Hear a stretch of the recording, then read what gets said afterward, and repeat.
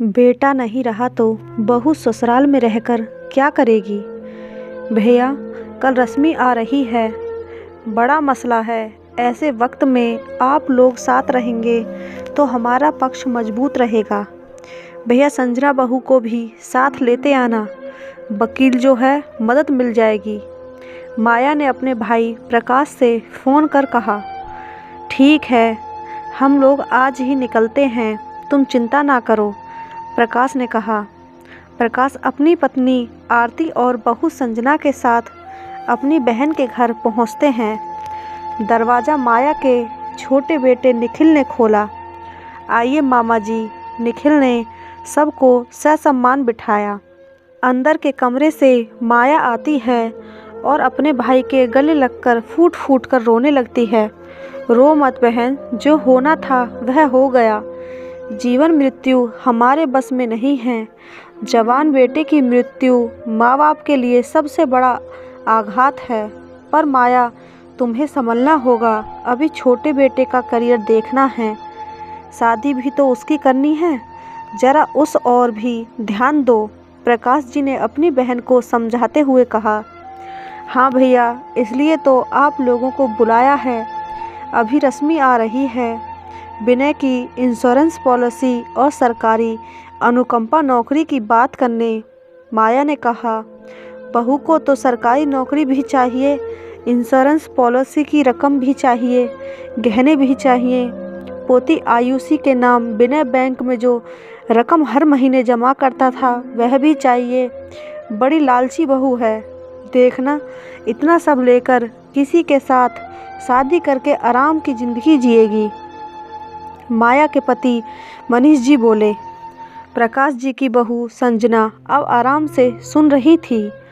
माया जी के बड़े बेटे विनय का कुछ समय पहले रोड एक्सीडेंट में निधन हो गया था। माया जी के पति सरकारी नौकरी के रिटायर हुए थे, अच्छी खासी पेंशन मिलती थी। छोटे बेटे का अभी तक करियर सेट नहीं हुआ था। MBA तो किया हुआ था पर अच्छी नौकरी नहीं मिल रही थी।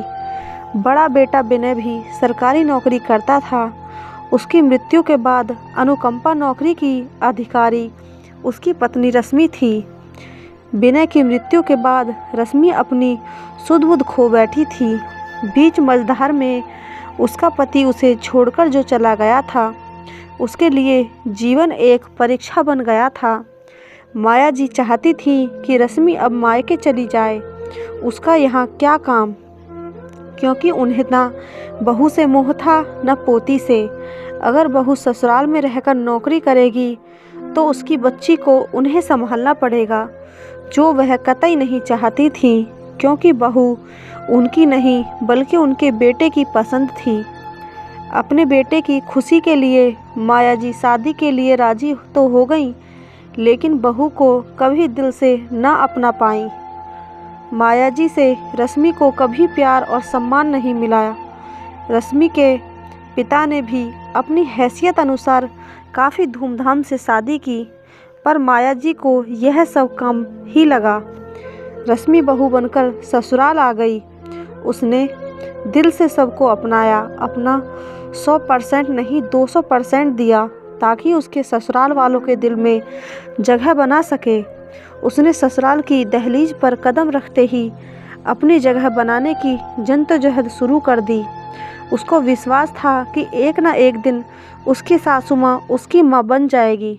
विनय भी परिवार की खुशी के लिए हर संभव प्रयास करता। अपने छोटी बाई को शहर से बाहर भेजकर ग्रेजुएशन करवाया, पर उसके छोटे भाई को बड़े भाई की मेहनत की कोई कीमत ही नहीं थी। जरा भी पढ़ाई में ध्यान नहीं देता। उसके लिए तो नया शहर मौज मस्ती की जगह बन गया था, जहां उसके ऊपर नज़र रखने वाला परिवार का कोई सदस्य नहीं था। शादी के 2 साल बाद रश्मि ने खुशखबरी सुनाई। रश्मि ने सोचा, भगवान ने मेरी सुन ली, अब तो माया जी उसके साथ नरमी से बर्ताव करेंगी, पर ऐसा हुआ नहीं। पूरा समय होने पर रश्मि ने प्यारी सी बेटी को जन्म दिया। रश्मि को लगा सब बहुत खुश होंगे, क्योंकि खानदान में 3 पीढ़ियों से बेटियों का जन्म नहीं हुआ था। पर यहाँ पर भी रश्मि गलत थी। अरे पहला बच्चा तो बेटा ही होना चाहिए था। माया जी ने कहा। रश्मि को उनकी बात से बहुत दुख हुआ, पर पति विनय प्यार करने वाला समझदार था, तो रश्मि माया जी की कड़वी बातों को दिल से नहीं लगाती। रश्मि के जीवन में स्थिरता आई ही थी कि जिंदगी ने एक बार फिर से उसकी परीक्षा लेनी चाहिए। रश्मि के पति की रोड एक्सीडेंट में मृत्यु हो गई। एक ही पल में रश्मि के हाथ से सब कुछ छूट गया। ससुराल में उसे संभालने वाला कोई नहीं था।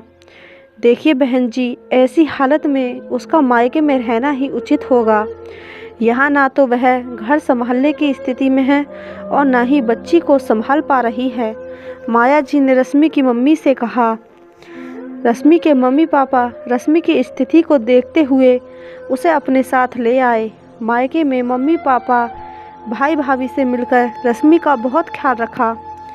अब वह अपनी बच्ची के लिए हर परिस्थिति का सामना करने तैयार थी। वह अपने ससुराल आने वाली थी अपना हक लेने। थोड़ी देर बाद रश्मि अपने पापा के साथ ससुराल पहुंचती है। औपचारिक अभिवादन के बाद मुद्दे की बात शुरू करते हुए रश्मि के पिता ने हाथ जोड़ते हुए कहा, भाई साहब, आप लोगों का यह पुश्तैनी घर है, आपके पिताजी ने बनवाया था। अगर आप लोग घर में रश्मि और अपनी पोती को रहने दें तो अच्छा रहेगा। अपने ही घर में अपनों के बीच तुम्हें आयुषी की परवरिश हो जाएगी और रश्मि को भी आसरा मिल जाएगा। अनुकंपा नौकरी करके रश्मि अपनी बेटी की परवरिश कर लेगी। नहीं भाई साहब, अब बेटा ही नहीं रहा तो बहू और उसकी बेटी का यहाँ रहना नहीं बनता। रश्मि की सास ने स्पष्ट रूप से कहा। हालात को देखते हुए आप लोग घर के ऊपरी हिस्से में रश्मि और अपनी पोती के रहने की व्यवस्था भी तो कर सकते हैं। रश्मि के पिता ने कहा, नहीं भाई साहब, ऊपरी हिस्से में तो हमारा छोटा बेटा अपने परिवार के साथ रहेगा।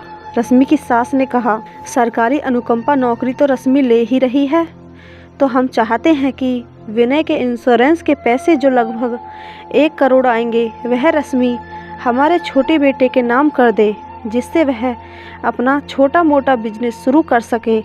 रश्मि के ससुर ने कहा, ये क्या कह रहे हैं आप? बिजनेस के लिए आप भी उसे पैसे दे सकते हैं ना।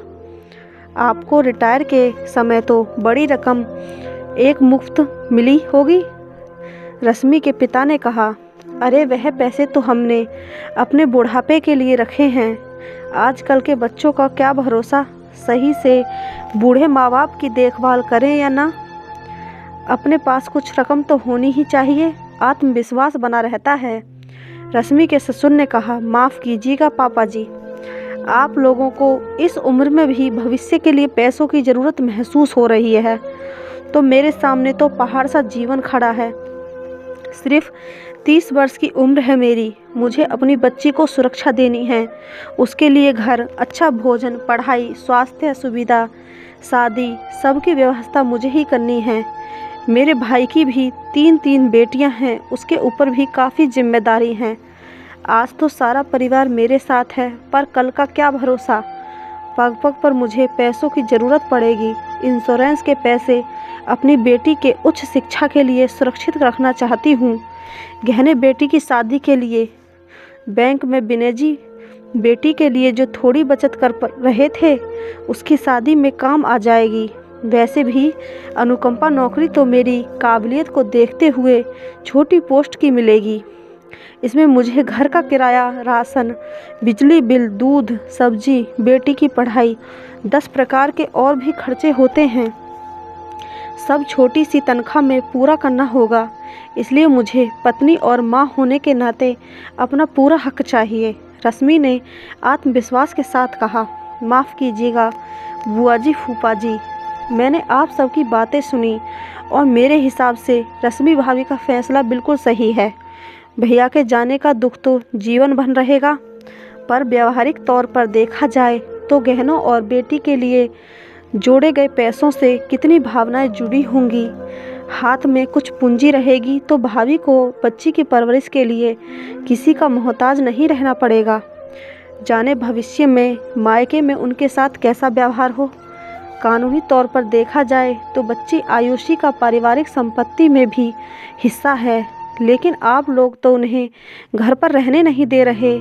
रश्मि भाभी ने तो सिर्फ अपने पति द्वारा अर्जित व्यक्तिगत बचत ही मांगी है, जिसमें इंश्योरेंस की रकम और बच्ची के लिए बैंक में जमा राशि शामिल है।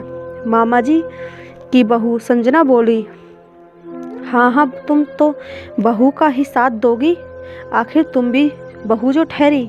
इतना सब लेकर देखना वह दूसरी शादी कर लेगी। माया जी गुस्से से बोली, हाँ तो इसमें गलत क्या है, भविष्य किसने देखा है। आज नहीं तो 5 साल के बाद, 10 साल के बाद उन्हें जीवन साथी की ज़रूरत महसूस होती है तो दूसरी शादी करने में कोई बुराई नहीं है।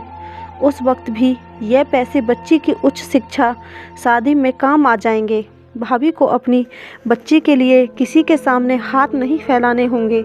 संजना बोली, रश्मि ने अपने सारे हक ले लिए पर उसके ऊपर लालची स्वार्थी का टैग लग गया। छोटे बेटे की शादी के बाद माया जी को रश्मि की अहमियत समझ में आई। उन्होंने उसे वापस बुलाना चाहा, लेकिन स्वाभिमानी रश्मि ने ससुराल वापस आने से इनकार कर दिया, लेकिन हर सुख दुख में अपने ससुराल वालों के साथ ज़रूर खड़ी रही। दोस्तों, आज भी हमारे समाज में देखने को मिलता है कि अगर कोई बहू अपने हक के लिए आवाज़ उठाती है तो उसे लालची स्वार्थी कहा जाता है, पर कभी कभी अपने और अपने बच्चों के भविष्य के लिए स्वार्थी बन जाना ही सही रहता है। आपका इस बारे में क्या ख्याल है, कमेंट बॉक्स में ज़रूर बताएं। और कहानी अच्छी लगी हो तो चैनल को सब्सक्राइब, वीडियो को एक लाइक ज़रूर करें। धन्यवाद।